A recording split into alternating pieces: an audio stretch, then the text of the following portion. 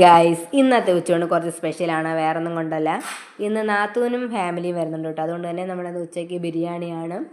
ബിരിയാണിയും പിന്നെ ബീഫ് കറി പിന്നെ ചിക്കൻ ഫ്രൈ ആണ്. ആദ്യം തന്നെ ചിക്കൻ ഫ്രൈ ചെയ്യാനായിട്ടുള്ള മസാലയൊക്കെ ചേർത്ത് മാറ്റി വെച്ച് ഇതിൽ കുറച്ച് തൈരൂടെ ചേർത്തിട്ടുണ്ട് കേട്ടോ. ആദ്യമായിട്ടാണ് ഇങ്ങനെ ഫ്രൈ ചെയ്യുമ്പോൾ ഇവിടെ തൈര് ചേർക്കുന്നത്.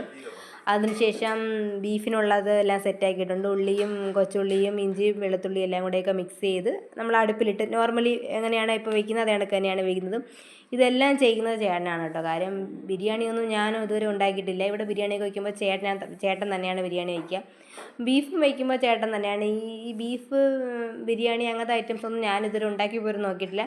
ചിക്കനൊക്കെ ഉണ്ടാക്കിയിട്ടുണ്ട്. അപ്പോഴത്തേക്ക് ബിരിയാണിയൊക്കെ ഏതാണ്ട് നിർത്തി വറ്റിച്ചാണ് ഇവിടെ ബിരിയാണി ഉണ്ടാക്കുന്നത്. ചിലർ ഊറ്റിയൊക്കെ ബിരിയാണി ഉണ്ടാക്കുമല്ലോ. അപ്പോഴത്തേക്ക് ബീഫ് സെറ്റ് ആയിട്ടുണ്ട്. ബീഫിൽ മസാലയൊക്കെ ചേർത്ത് ബീഫ് കറി റെഡിയായി. അവസാനമാണ് നമ്മളിൽ എണ്ണ ഇതുവരെ ചേർത്തിട്ടില്ല. അവസാനം നമ്മൾ കുറേ കടുവറുത്ത് കുറച്ച് ഉലുവയൊക്കെ ഇട്ട് കടുവറുത്ത് ചേർത്തിട്ടുണ്ട്.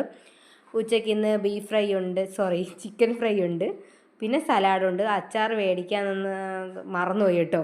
അപ്പോൾ അത്രയേ ഉള്ളൂ. നാളെ കാണാം.